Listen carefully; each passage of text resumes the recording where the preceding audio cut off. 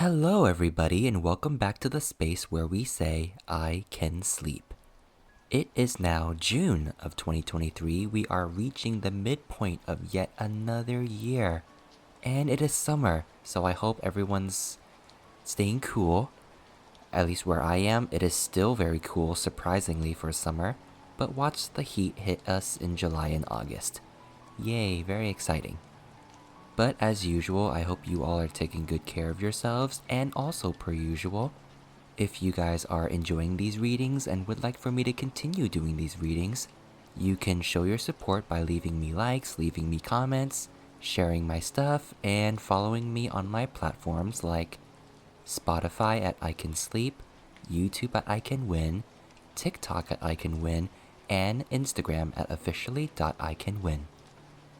Now let's ascend into Heaven Official's Blessing, Chapter 16, Borrowing Luck, Night Crawl in Paradise Manor. And so, Shilian bent at the waist and greeted it. Hello there.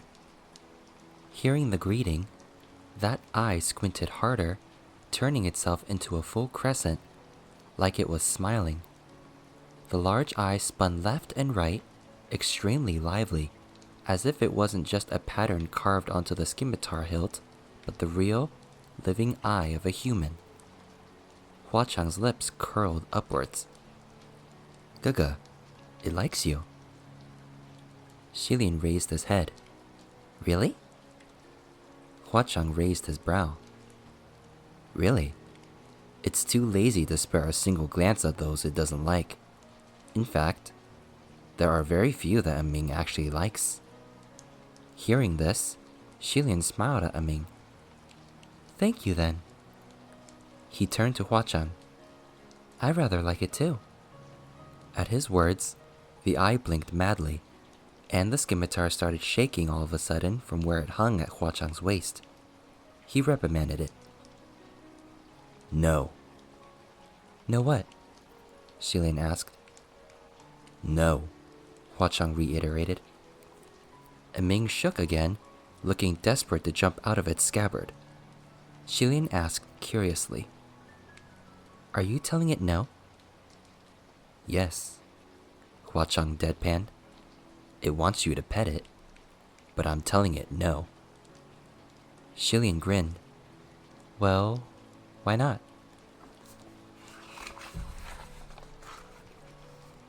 He reached out. Aming's eye instantly widened, like it was looking at him with great anticipation. I can't pet here. Poking the eye will hurt, Shilian thought, then lowered his hand and stroked lightly along the curve of the hilt. The eye squinted into a full crescent line and quivered even harder, as if it was extremely pleased and enjoying the touch very much. The more Shilian stroked the scimitar, the more intriguing he found it. He was the type of person animals liked.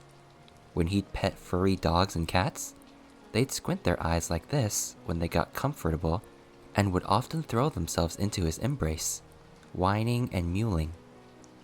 Who knew that he'd be stroking a cold silver scimitar, that legendary cursed blade no less, like he would a puppy?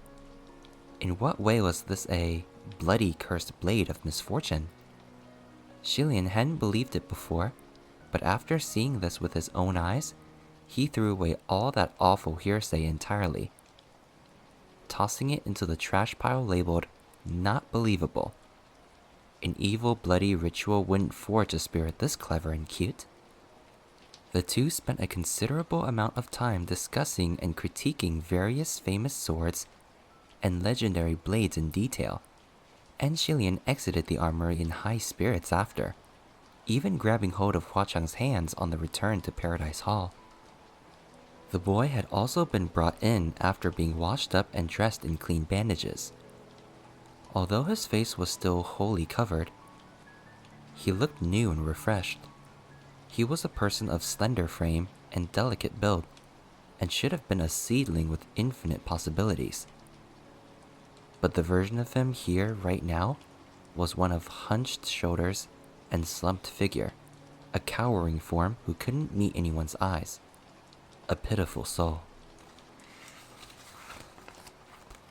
Shilian pulled the boy to sit. With her last words, Miss Xiao Ying asked me to take care of you, and I agreed to it. But nevertheless, I still have to ask what you want to do. Would you be interested in following me in cultivation from now on? The boy stared at him blankly, as if afraid to believe the words he was hearing.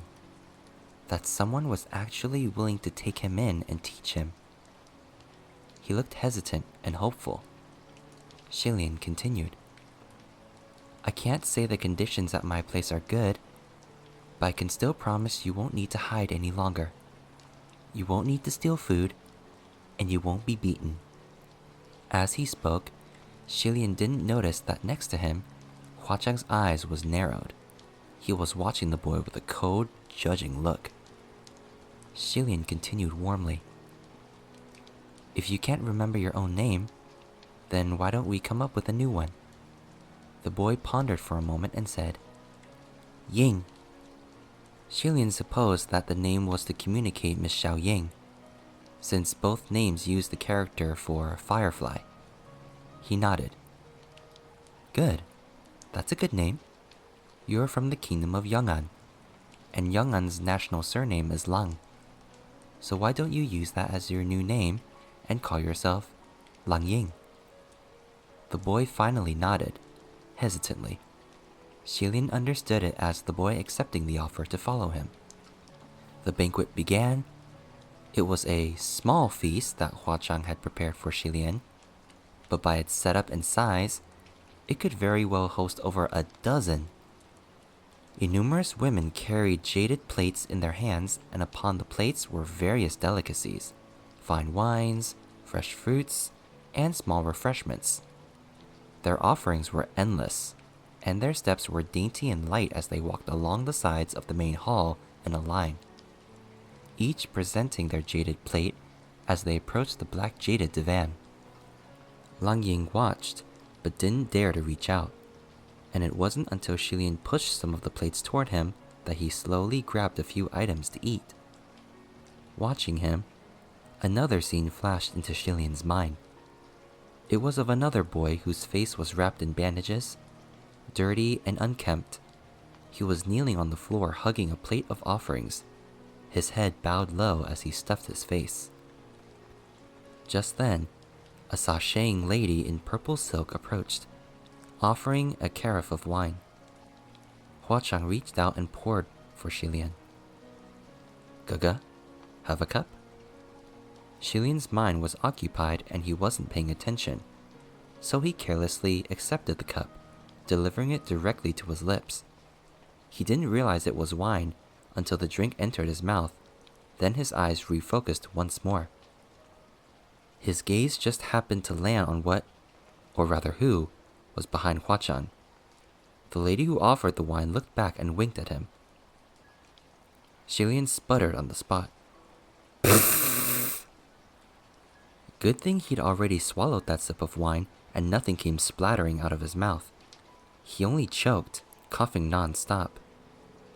Lang Ying took fright and almost dropped the cake in his hand. Shilian soothed as he coughed. It's nothing, it's nothing. Hua Chang gently patted his back. What's wrong? Is the wine not to your liking? Shilian quickly explained himself. Oh no, it's very good.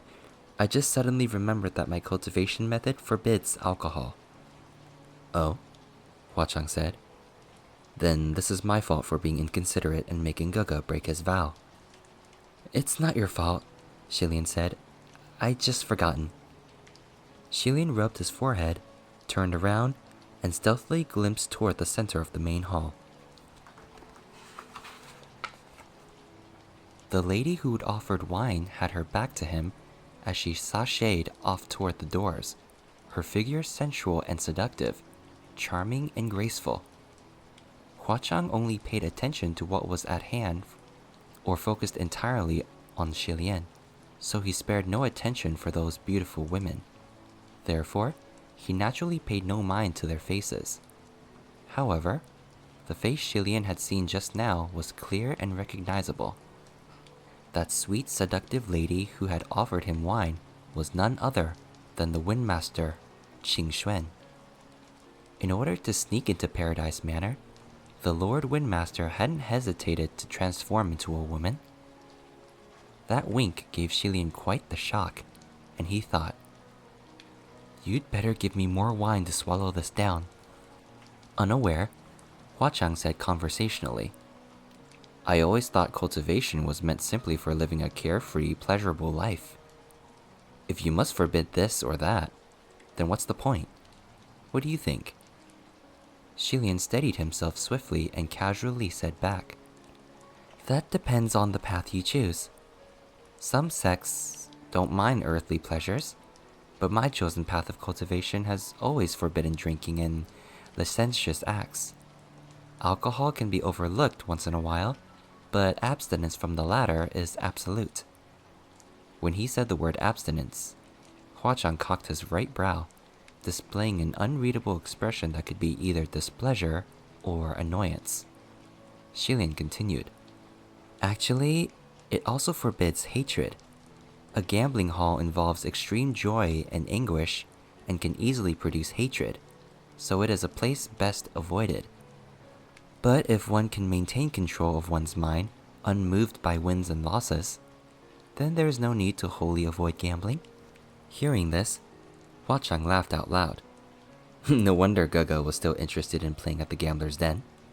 Going around in circles, Shilian had finally brought the subject of the conversation naturally to gambling and said, "Speaking of which, Sunlang, your gambling techniques are amazing to behold." "I'm just lucky, that's all," Huachang said. Comparing that to his own luck, Shilian felt rather woeful. "I really am curious, and don't tease me, Sunlang, but is there really a technique for rolling dice?" If there wasn't, then Huachang couldn't just will the numbers he wanted back at the gambler's den, and that waning moon officer couldn't have so easily rolled 2 sixes. Huachang only smiled. "Why would I dare tease Gaga? Of course there is a secret technique, but it's not something that's learned in a day, and not everyone who's learned the technique can master it." Shilian had more or less expected that answer. Huachang added, "However, I can tell you of a faster way. I promise Gaga will be able to succeed if he wishes and win every round." "What way?" Shilian asked. Huachang raised his right hand, the very same right hand that had the red string tied on the 3rd finger. The red string was tied into a small bow on the back of that hand, bright and vivid. He beckoned Shilian. "Give me your hand." Shilian didn't know what it was for, but since Huachang asked for his hand, he gave it to him.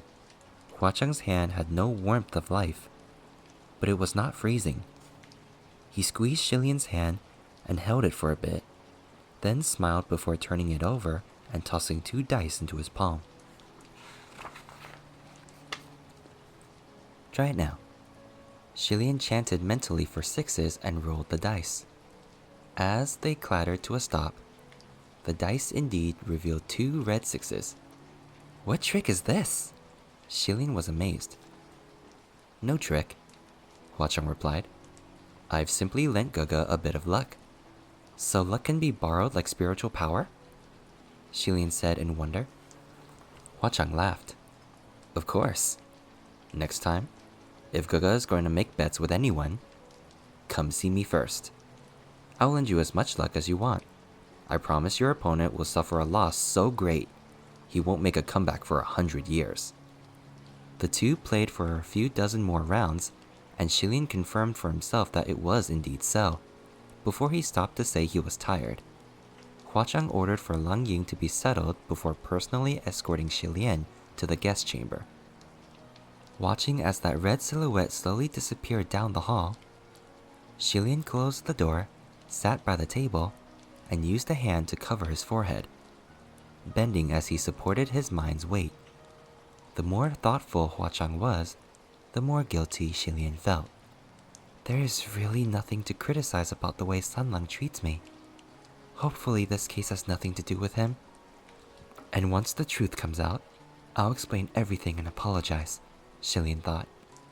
He had only sat for a moment when he heard someone calling him from outside the door with a small voice. "Rhaenys, Your Highness! Your Highness the Crown Prince! Recognizing the voice, Shilin immediately rose to open the door, and the person waiting just outside leapt in. It was indeed Shi Qingxuan in her female form. She was still dressed in that ghost lady getup, a dress of diaphanous silk, with her waist wrapped tight to a dainty width. The moment she leapt in, she rolled onto the ground in a heap and transformed back to a man, hand to his chest. I can't breathe! I can't breathe! My God, I'm going to be choked to death by this thing. Shilin closed the door behind him, and when he looked back, what he saw was a full-grown man in a wicked purple silk dress, lying on the ground and wildly ripping at his chest and waist bindings. Shilin couldn't look and covered his eyes. Lord Windmaster, can't you just change back to your Taoist robes? Am I stupid? Shi Qingxuan replied. Walking around in the dark night in a conspicuous white robe? I'd be a target. But in your current getup, on some level, you're more of a target, Shilin thought. Shilin crouched down next to him. Lord Windmaster, how did you sneak in? Didn't we agree to meet in 3 days? Well, what was I to do? Shi Qingxuan replied. I asked around on the streets, and they all said your highness was sent to the Paradise Manor. And isn't Paradise Manor the Ghost King's lair? Even the name of the place sounded bad. I watched from afar and decided it was definitely an obscene and wanton place. So I was worried about you and expended tremendous effort to sneak in. What an unlucky journey this has been. Either I get dragged to facials by women and girls, or I have to swallow my honor to dress like this. I have never, ever made sacrifices this huge. But you're obviously enjoying yourself, Shilin thought. Where's His Highness Taihua? I hope he doesn't start anything else, with my lord having left him out there. Shi Qingxuan finally ripped through all the bindings, gathering breath at last, and sprawled across the ground like a puddle. Don't worry, I pulled rank and commanded him to not move a muscle, so there shouldn't be any more issues. But seriously, Your Highness, you're so lucky. Huh? Shilin gaped. Me? Lucky? Yeah, Shi Qingxuan exclaimed. Look how miserable Lang Qinqiu and I have been in Ghost City. We either get hung up with the threat of having our pants pulled down, or we wander the streets like stray dogs without a place willing to take us in. And here you are, eating well, drinking well, and there's even a ghost king keeping you company. When he put it that way, it was indeed rather tragic. Shi Qingxuan finally pulled himself up from the floor. So, Your Highness, do you still remember our objective for coming to Ghost City? Shilin regained his composure and replied, Of course I remember. Back at the Paradise Hall, I was preparing for our mission. Shi Qingxuan looked at him in confusion. Really? What exactly did you prepare at the Paradise Hall? I only remember you playing around with Crimson Rain Softflower rolling dice. You guys weren't even playing properly. You were feeling up his hands and he was filling up yours. What kind of new method was that? Shilin explained himself. Lord Windmaster, please don't make it sound so questionable. We were only having a discussion. I found some clues here in Paradise Manor and was investigating. To keep going, I needed a little luck. Shilin raised his right hand and curled it into a tight fist as if he had grabbed hold of something, his face set. And I've gotten it.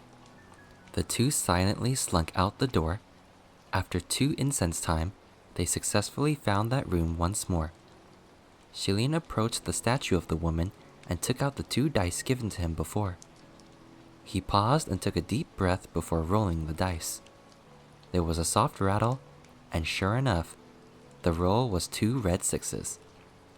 Shilin let out a breath of relief, but he felt worse when he remembered that this luck was lent to him earlier at the Paradise Hall by Huachan. Seeing his remorseful expression, Shi Qingxuan patted his shoulders. Since we've come this far, just let it go. If I were you, I would have declined this mission from Junwu no matter how he begged. Lest I be a poor friend. Shilin shook his head. At the end of the day, Xi Qingxuan didn't know Junwu very well. This case was certainly awkward for Xilian, and Junwu had known it would be. From his understanding of Junwu's character, under normal circumstances, he would never have brought this up to him and would have appointed another heavenly official to the mission. But even knowing this would be awkward for Xilian, Junwu still requested his assistance. That could only mean one thing. Junwu had no one else who was better suited to take on this mission and only asked him out of necessity.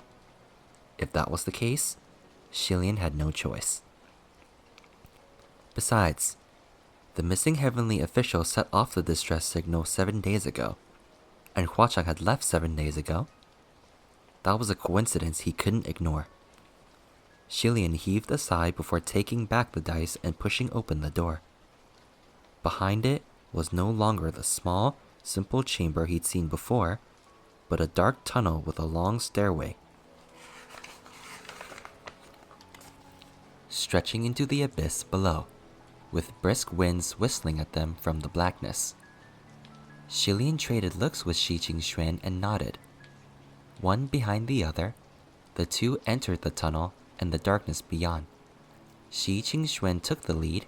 He snapped his fingers and ignited a palm torch, illuminating the steps under their feet. Xilian closed the door gently and brought up the rear. As they descended, Xilian asked of Xi Qingxuan, "Lord Windmaster, were there any heavenly officials banished from the heavenly court in recent years? I mean, besides me." "There were," Xi Qingxuan replied. "Why do you ask?" "Because I saw a cursed shackle on the wrist of that waning moon officer from Ghost City.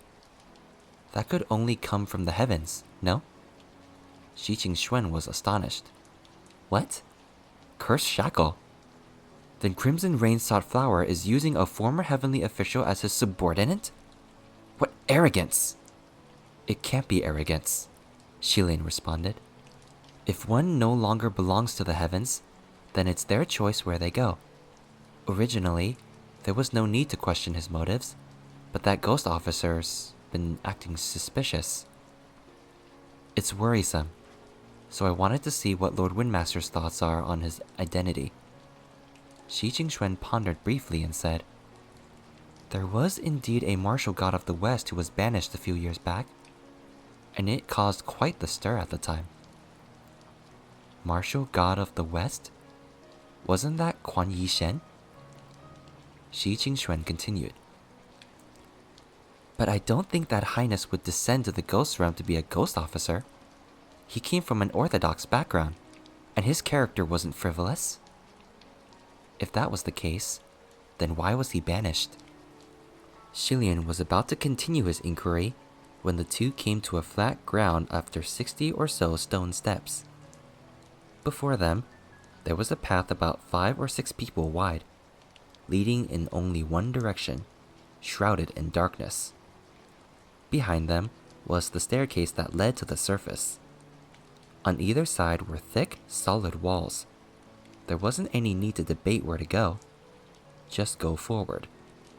But after walking along that path for only 200 steps, a frigid stone wall loomed before them, blocking their path. Xi Qingxuan frowned. "The path's cut off? No way!" He held the palm torch in one hand and used the other to feel around the stone wall, searching for any sign of a release mechanism. He then cast a few spells for clearing illusions to no avail. The wall remained immovable. There was no more he could do. "Maybe I'll just punch a hole through it?" "That would cause way too much commotion," Xilian said. "All of Paradise Manor would be alerted." Xi Qingxuan placed his hand flat on the stone wall and gave a short blast of spiritual energy. But he dropped his hand after a moment. "Punching it would be useless. This wall is probably over 30 meters thick." But Xilian had clearly seen with his own eyes that the waning moon officer had entered here. It was silly to think he'd sneak around just to meditate and reflect in a dead-end tunnel. There had to be some sort of mechanism involved, so the two scrutinized their surroundings in greater detail. Soon, Shilian pointed. Lord Windmaster, take a look at the ground. There seems to be something.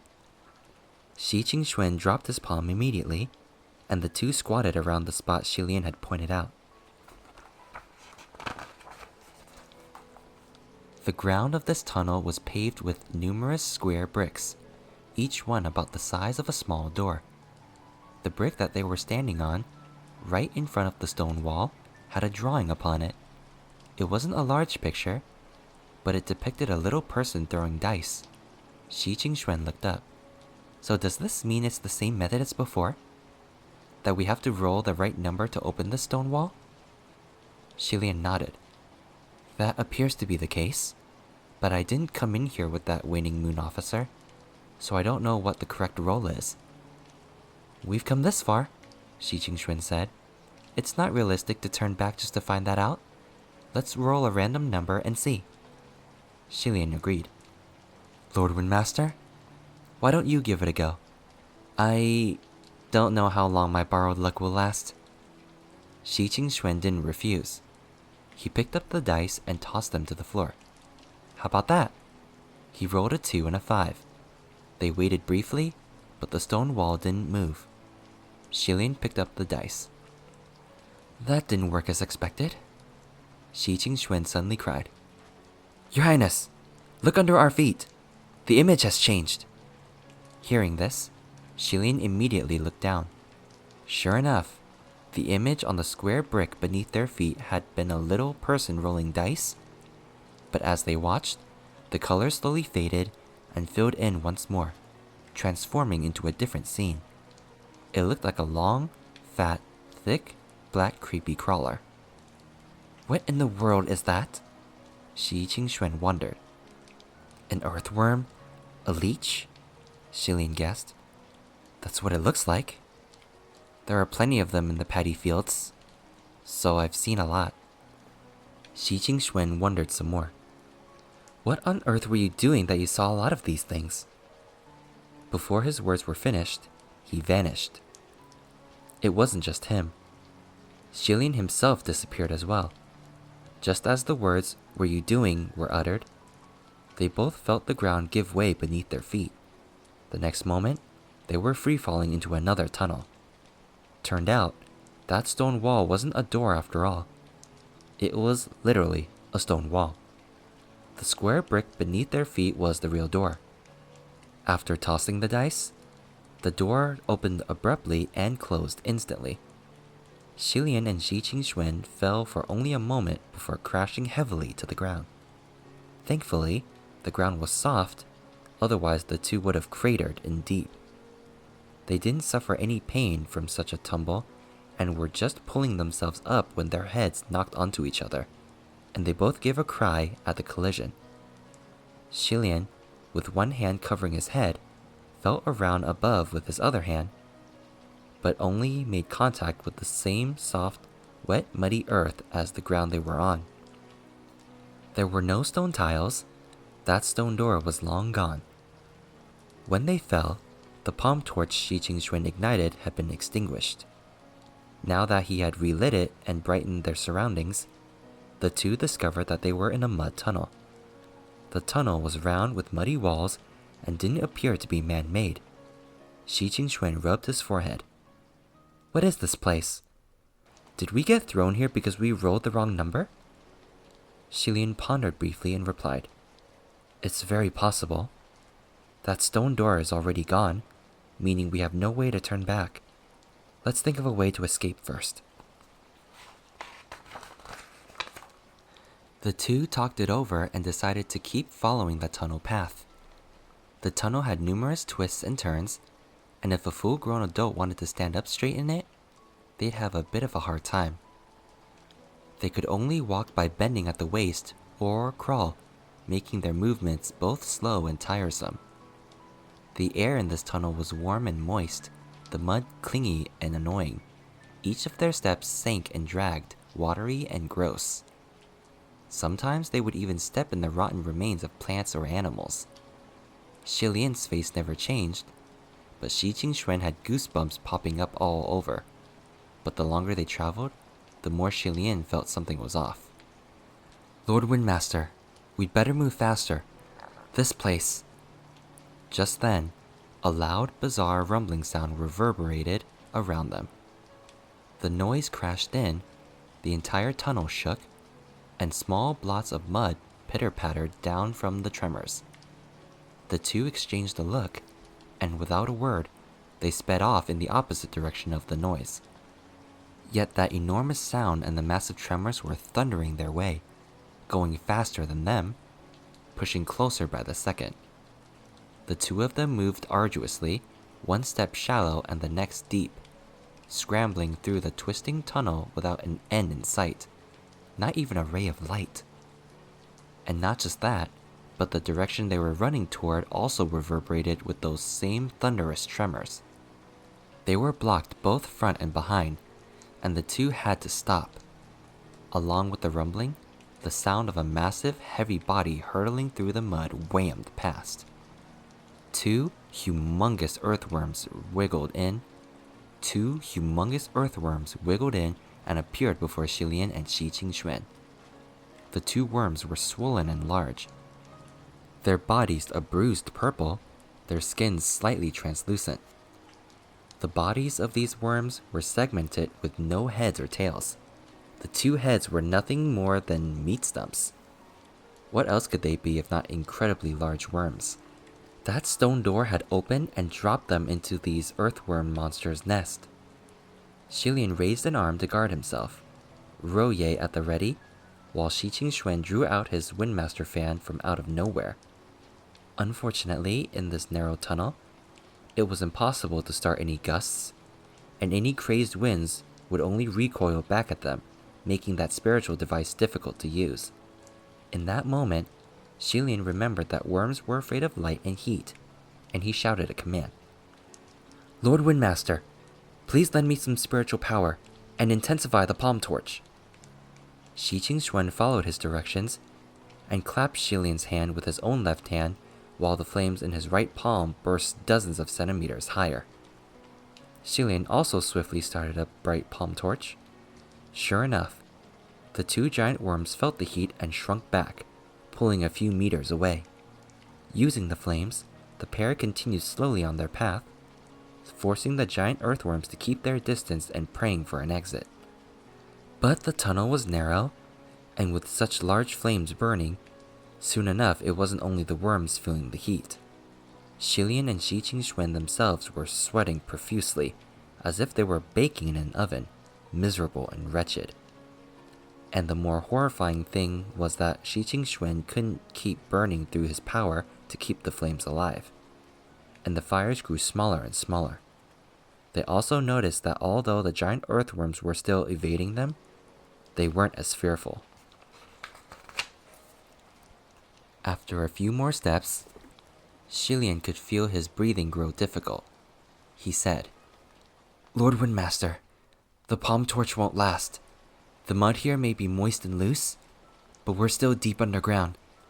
Soon we'll run out of air, the fire will die, and we're going to faint." Shi Qingxuan gritted his teeth. "Then we can only use the teleportation array." Although neither of the two had a free hand to draw an array, and the current environment wasn't exactly ideal, there was no other way. "Let me find somewhere flat," Shilian said. Just then, he felt a small plate beneath his steps, not moist and spongy, but more like a stone tile. A thought struck Shilian, and he immediately crouched down to check. Just as he suspected, it was another stone door. It also had an image of a little person rolling dice on it. Shi Qingxuan stepped onto the tile with him, overjoyed. "Quick, quick, quick! Roll the dice and open it!" Shilian was just about to roll the dice when he suddenly thought, "But what if I roll a worse outcome and open an even more horrifying place?" Shilian passed the dice to Shi Qingxuan. "You do it!" Without a word, Shi Qingxuan grabbed the dice and tossed. This time, it was a 3 and a 4. Shilian picked up the dice readily, and the two stood together on top of the door tile. The palm torch in Shi Qingxuan's hand shrank by another inch, and the two giant worms were squirming and ready to approach. Xilian stared intently at the drawing on the tile as it slowly dissolved, then gradually transformed into another picture. It was a forest, with a number of oddly dressed little people dancing in circles around another figure in the center. Just then, one of the worms finally stopped holding back. It charged toward them, with its mouth open a slit, dragging its heavy body. Thankfully, when the worm was only a mere meter away from them, the stone door opened. This time, the two fell into another narrow hole, except the ground was hard and dry, and this new place was extremely cramped. This fall was painful, and the two tumbled and knocked into each other.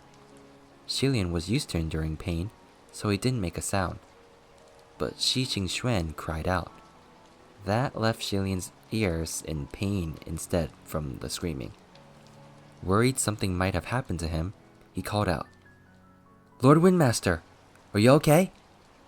Shi Qingxuan's head was at the bottom, and his legs were in the air. "I don't know if I'm okay. I've never fallen like this before, Your Highness. Working with you is really too thrilling." Xilian couldn't help but let out a small laugh at that, as he finally realized that the two of them had fallen into a hole in a tree. He crawled out of the hole with great difficulty and extended a helping hand to Shi Qingxuan. "Thanks for all of your hard work." "You're welcome," Shi Qingxuan replied.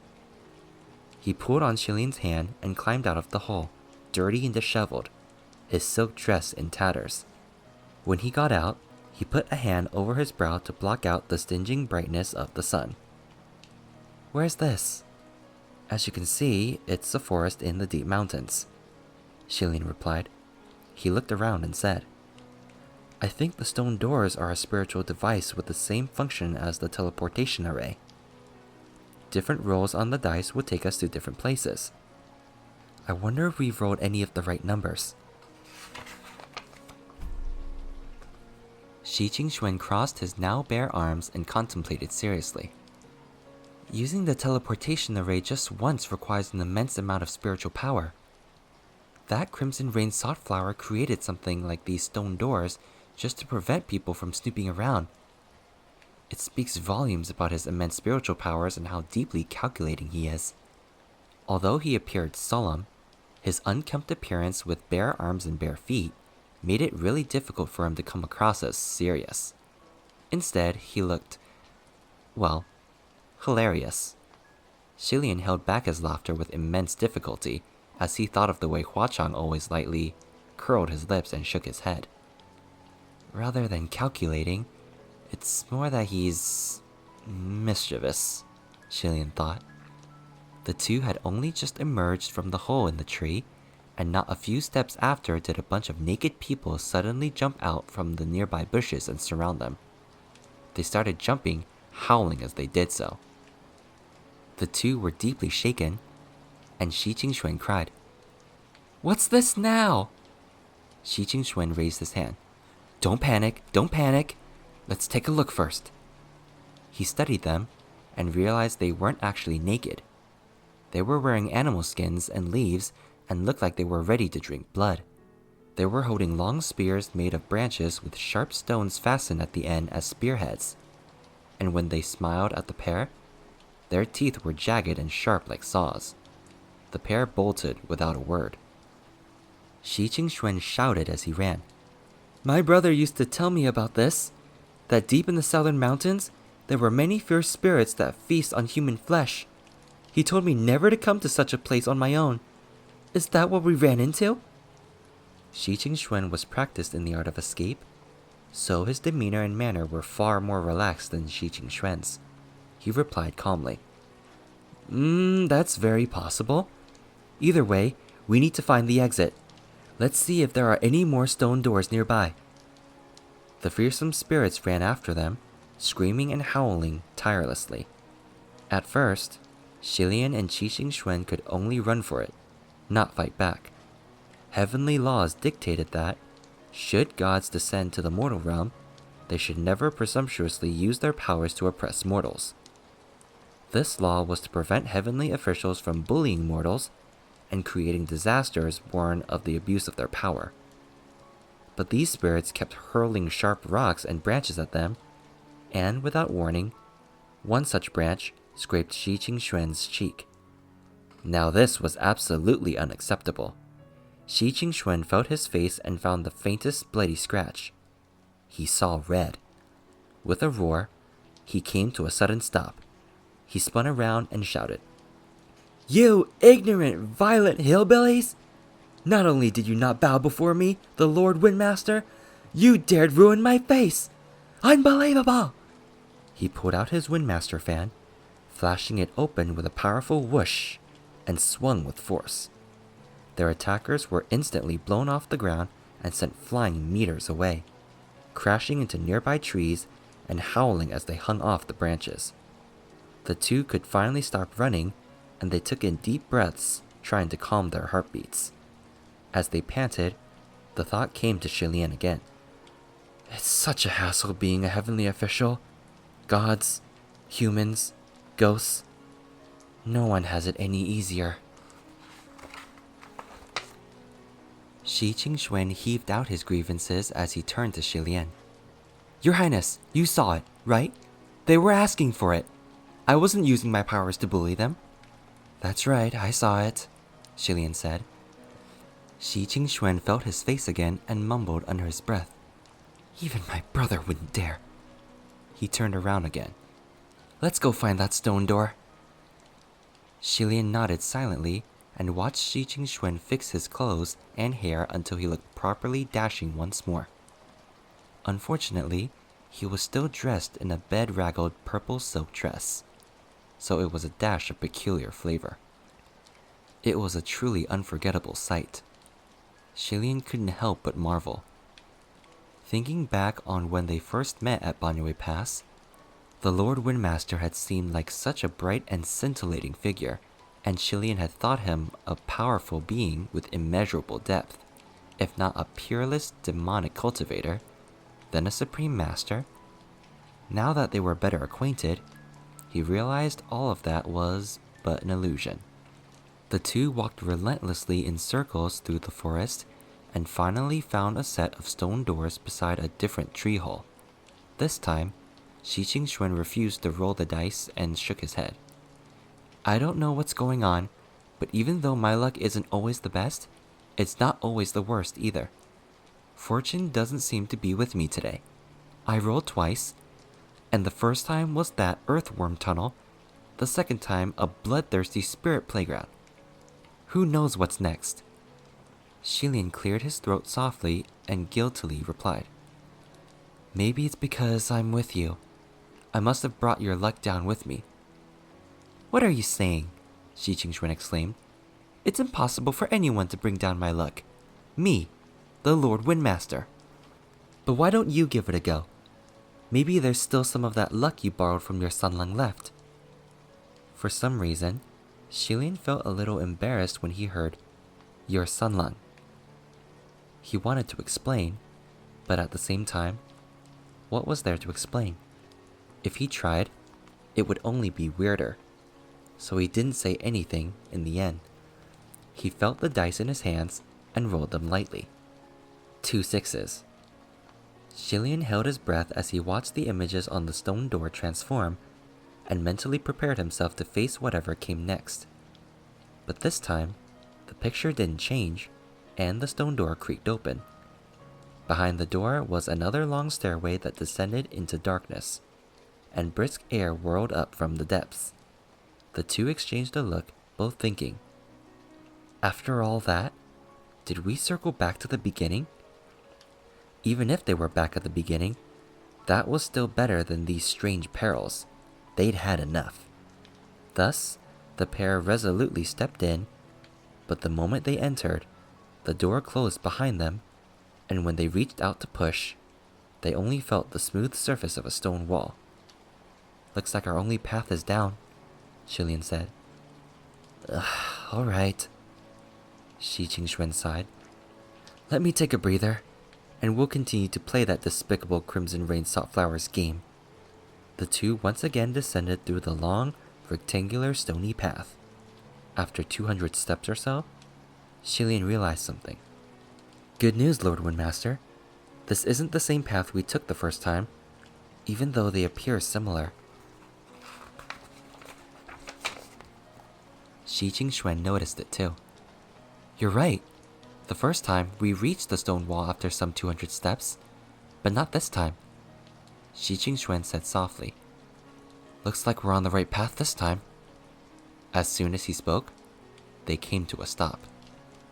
Ahead of them in the darkness wafted the stench of blood, and accompanying that smell was the heavy breathing of a man. The two didn't move a muscle and said nothing. There was neither light nor flames, yet the other party had already sensed their presence. Right after they stopped, a cold voice ran out. I have nothing to say, spoke the deep voice of a man. At the sound of that voice, Xi Jingxuan immediately ignited a palm torch.